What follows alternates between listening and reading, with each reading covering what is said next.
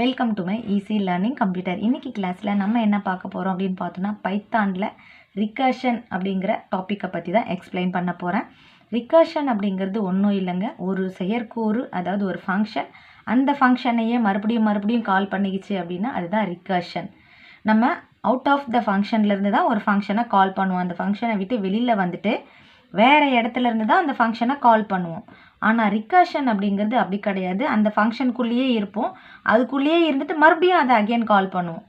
அந்த மாதிரி திரும்ப கால் பண்ணுற அந்த ப்ராசஸ்க்கு பேர் தான் ரிகர்ஷன். ரிகர்ஷனை நம்ம செய்யணும் அப்படின்னா ஃபஸ்ட்டு நமக்கு ஒரு 2 கண்டிஷன் வேணும். என்ன கண்டிஷன் அப்படின்னா ஃபஸ்ட்டு பேஸ் கண்டிஷன் இருக்கணும், அதுக்கப்புறமா ரிகர்ஷனை சொல்லணும். ஒரு ஃபங்க்ஷன் இருக்கணும், அந்த ஃபங்க்ஷனுக்குள்ளே base condition if else use பண்ணி தான் பண்ண போகிறோம். இஃப்பில் பேஸ் கண்டிஷனை சொல்லணும். பேஸ் கண்டிஷன் நம்மளோட விருப்பம் தான். அதாவது எப்போ இந்த கண்டிஷன், இந்த ரிகர்ஷனோட கண்டிஷன் எப்போ ஸ்டாப் ஆகணும் அப்படிங்கிறத பேஸ் கண்டிஷனில் சொல்லிடணும். இப்போது இஃப் n = 0ன்னு கொடுத்துருக்கேன் பாருங்கள், இதுதான் base condition. Else n × fact of n - 1ன்னு சொல்லியிருக்கேன் இல்லையா, இதுதான் ரிகர்ஷன். இந்த ரிகர்ஷன் இன்ஃபினிட்டிவ் டைம் போயிட்டே இருக்கும்.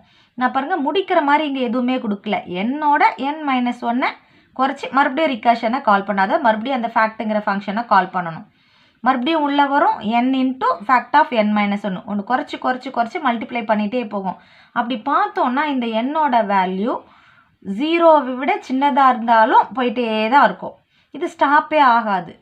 n வந்து 0 ஆயிடுச்சுனாலும் 0 - 1 - 1 -1 -2 -2 -1 -3 அப்போது குறைஞ்ச சின்ன மதிப்புகளோட போயிட்டே இருக்கும். இது ஸ்டாப் ஆகாது. இதை ஸ்டாப் பண்ணணுன்னா எப்போ ஸ்டாப் பண்ணணும்னு நினைக்கிறோமோ அப்போது பேஸ் கண்டிஷனை கொடுக்கணும் நம்ம. அதாவது எந்த நம்பர் வந்தால் ஸ்டாப் ஆகணும் ரிகர்ஷன் அப்படின்னு நினைக்கிறோமோ அந்த நம்பரை நம்ம பேஸ் கண்டிஷனில் கொடுக்கணும். ஸோ பேஸ் கண்டிஷனுங்கிறது தான் ரொம்ப இம்பார்ட்டண்ட்டான ஒன்று. ஏன் அப்படின்னா இல்லைன்னா இந்த ரிகர்ஷன் ஸ்டாப் ஆகாது. இதை ஸ்டாப் பண்ணுற கீ எங்கே இருக்குது? பேஸ் கண்டிஷனில் இருக்குது. அந்த பேஸ் கண்டிஷனை எப்போ கொடுக்குவோம்? இஃப்பில் கொடுப்போம். இஃப் n = 0வா இருந்தால் ரிட்டர்ன் 1. இங்கே வந்து நம்ம இஃப் n = 0வா அப்படின்றதுக்கு பதிலாக இஃப் ரெகுலராக நம்ம n = 1 அப்படின்னு தான் கொடுப்பாங்க. n = 1 இருந்ததுன்னா, அதாவது என்னோட வேல்யூ 1 இருந்ததுன்னா ரிட்டர்ன் 1 அப்படின்னு சொல்லணும். ஆனால் நம்ம புக்கில் 0ன்னு கொடுத்துருக்காங்க. அப்படி கொடுத்தாலுமே தப்பில்லை, 0வாவது கொடுத்துக்கலாம் அல்லது 1ஆவது கொடுத்துக்கலாம். சரி, இப்போ நான் இந்த ப்ரோக்ராமில் என்ன பண்ணியிருக்கிறேன் அப்படின்னா ஒரு ஃபங்க்ஷன் டிஃபைன் பண்ணியிருக்கேன். இந்த ஃபங்க்ஷனுக்குள்ளே பாருங்கள் fact of n ஏதோ ஒரு ஆர்குமெண்ட் வாங்கி ப்ராசஸ் பண்ணுறேன். இந்த டெஃப்பை விட்டு 5 ஸ்பேஸ் தள்ளி இண்டென்டேஷன் கொடுத்துருக்கேன் இல்லையா, இது எல்லாமே தான் இப்போ ஃபங்க்ஷனுக்குள்ளே இருக்குது. அப்போ இங்கேருந்து இந்த இஃப்லேருந்து இந்த ரிட்டர்ன் வரைக்கும் ஃபங்க்ஷனுக்குள்ளே இருக்குது. இப்போ டெஃப்ங்கிற வேர்டு யூஸ் பண்ணதுனால இது டெஃபினிஷன் செக்ஷன். இப்போ ஃபஸ்ட்டு எப்போவுமே டெஃபினிஷன் செக்ஷன் வந்து ரன் ஆகாது. இங்கே இந்த டெஃப்க்கு நேராக இங்கே n1 = கொடுத்துருக்கு இல்லையா, இந்த லைன் தான் ஃபஸ்ட்டு ரன் ஆகும். சப் ஃபங்க்ஷன் ரன் ஆகாது.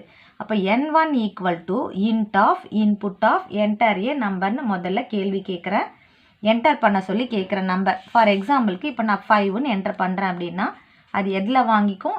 n-க்கு வாங்கிக்கும், n1க்கு வாங்கிக்கும். நான் ஆல்ரெடி சொல்லியிருக்கேன், இன்புட் கமாண்ட் யூஸ் பண்ணி வாங்குகிற எல்லாமே ஸ்ட்ரிங்காக தான் இருக்கும். அதை நம்பராக மாற்றுறதுக்கு இன்ட் அப்படிங்கிற இந்த ஃபங்க்ஷனை யூஸ் பண்ணணும். ஸோ அப்போது இன்ட் ஆஃப் இன்புட் ஆஃப் அப்படின்னா நீ டபுள் கொட்டேஷனில் 5 அப்படின்ற இருக்கிறத இண்டிஜராக மாற்றி நம்பராக ஆர்டினரி 5ஆக மாற்றி எதுக்கு அசைன் பண்ணிக்கோ? n1க்கு அசைன் பண்ணிக்கோ. அடுத்தது பிரிண்ட்டு fact of n1. இப்போ வாங்கினேன் இல்லையா n1க்கு, n1ல் 5ன்னு இருக்குது. இந்த 5ஐ கொடுத்து எதை கால் பண்ணுறாங்க? ஃபேக்ட்டுங்கிற இந்த ஃபேக்டோரியல் ஃபங்க்ஷனை கால் பண்ணுறாங்க. அப்போ இந்த 5ஐ எடுத்துகிட்டு எங்கே போகும்? இங்கே போகும்.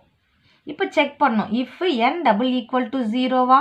இப்போ n-ல் 5 வந்தது இல்லையா, அந்த 5ஐயும் = 0வையும் கம்பேர் பண்ணும். 5ம் 0வும் ஈக்குவலாக இல்லை. ஈக்குவலாக இருந்ததுன்னா ரிட்டர்ன் 1, இல்லைன்னா எல்ஸ் பார்ட்டுக்கு வரும். எல்ஸ் பார்ட்டில் வந்து return n × fact of n - 1. இப்போ n-ல் என்ன இருக்குது? 5 இன்ட்டு மறுபடியும் ஃபேக்ட். இங்கேருந்து என்ன பண்ணுறோம்? மறுபடியும் இந்த ஃபேக்ட்டுங்கிற இந்த ஃபங்க்ஷனோட நேமை கால் பண்ணியிருக்கேன் பாருங்கள். அப்போ இங்கேருந்து மறுபடியும் அகெயின் இங்கே வரும்போது இதுக்கு நான் ஆர்குமெண்ட்டாக என்ன கொடுக்குறேன்? இங்கே ஃபேக்டை கால் பண்ணும் போது n1 கொடுத்து பாஸ் பண்ணேன் இல்லையா, அதுபோல் இங்கே ஃபேக்டை கால் பண்ணும்போது n-1 ஆர்குமெண்ட்டாக கொடுத்து மறுபடியும் அனுப்புகிறேன். அப்போ n-1னா n-ல் 5 இருக்குது. 5 இன்ட்டு n-1னா என்ன வரும் 4. அப்போ இந்த 4 எடுத்துகிட்டு மறுபடியும் இங்கே போகும். இப்போ 4 மறுபடியும் 0வான்னு செக் பண்ணோம். இல்லை அப்படின்னா மறுபடியும் இங்கே வரும். இப்போ 4 இன்ட்டு அந்த 4ஐ மல்டிப்ளை பண்ணிக்கும். ஃபேக்ட் ஆஃப் n-1னா இப்போ n-1னா என்ன வரும் 4ல் 1 போச்சுன்னா 3. 3ஐ எடுத்துகிட்டு மறுபடியும் மேலே போகும். மறுபடியும் இங்கே செக் பண்ணோம். மறுபடியும் இங்கே வரும். அடுத்தது 3ஐ மல்டிப்ளை பண்ணிக்கும். 3ஐ மல்டிப்ளை பண்ணிவிட்டு அகெயின் ஃபேக்ட் ஆஃப் n-1னா என்ன எடுத்துக்கும் 2. அதுபோல் 2 1 எப்போ ஸ்டாப் ஆகும்னா இங்கே 0 வரும்போது இந்த பேஸ் கண்டிஷன் இதுக்கு போகாது. இங்கே 0 ஆன உடனே இந்த ஸ்டாப் ஆகிடும். இங்கே ஸ்டாப் ஆகிட்டு இந்த ரிகர்ஷன் மறுபடியும் அகெயின் கால் பண்ணாது. என்னோட வேல்யூ 0 ஆன உடனே ஸ்டாப் பண்ணிவிட்டு இங்கே இவ்வளோ நேரம் என்ன மல்டிப்ளை பண்ணதோ அதை ரிட்டர்ன் பண்ணும். எங்கே ரிட்டர்ன் பண்ணும்? இங்கேருந்து எங்கே கால் பண்ணமோ அந்த லைனுக்கு ஆன்சரை கொண்டு வரும். இங்கேருந்து இந்த பிரிண்ட் லைனுக்கு கொண்டு வந்து பிரிண்ட் பண்ணிவிட்டு வெளில வரும். பிரிண்ட்லேயே தான் நான் கால் பண்ணியிருக்கேன். ஸோ இங்கே வந்த ரிசல்ட்டை இங்கே கொண்டு வந்து பிரிண்ட் பண்ணிவிடும். என்ன ரிசல்ட் வந்திருக்கும் அப்படின்னு பார்த்தோன்னா 5 இன்ட்டு 4 இன்ட்டு 3 இன்ட்டு 2 இன்ட்டு 1 1 வரைக்குமே இங்கே எடுத்துகிட்டு போய் வந்திருக்கோம். 0 ஆகும்போது 1 மைனஸ் 1 0 ஆகும்போது இங்கே கண்டிஷன் ட்ரூ ஆகிடும் இல்லையா? ஸோ நம்ம பேஸ் கண்டிஷன் 0 ஆனால் ஸ்டாப் பண்ணிக்கணும் அப்படின்னு சொல்லியிருக்கிறோம். அப்போ 0 ஆன உடனே ஸ்டாப் பண்ணிவிட்டு இந்த ரிகர்ஷனை ஸ்டாப் பண்ணிவிட்டு இது வரைக்கும் மல்டிப்ளை பண்ண வேல்யூவை இங்கே சென்ட் பண்ணிவிடும். ஓகேவா? அப்போ ரிட்டர்ன் என்ன உடனே இங்கே எடுத்துகிட்டு வந்து பிரிண்ட் பண்ணிவிட்டு ப்ரோக்ராம் ஸ்டாப் ஆகிடும். இதுதான் ரிகர்ஷன். ரிகர்ஷனில் கம்பல்சரி ரிகர்ஷனும் இருக்கணும், பேஸ் கண்டிஷனும் இருக்கணும். இந்த ரிகர்ஷன் இன்ஃபினிட்டி டைம் போகாமல் இருக்கணும் அப்படின்னா பேஸ் கண்டிஷனில் நீங்கள் கொடுக்கணும். n=1ன்னு கொடுக்கலாம். நம்ம 1 கொடுத்தாலும் சரி 0 கொடுத்தாலும் சரி, அது என்ன கொடுக்குறீங்களோ அந்த நம்பர் எண்ணுக்கு மாறும்போது ஸ்டாப் ஆகிட்டு வெளியில் வந்துடும்.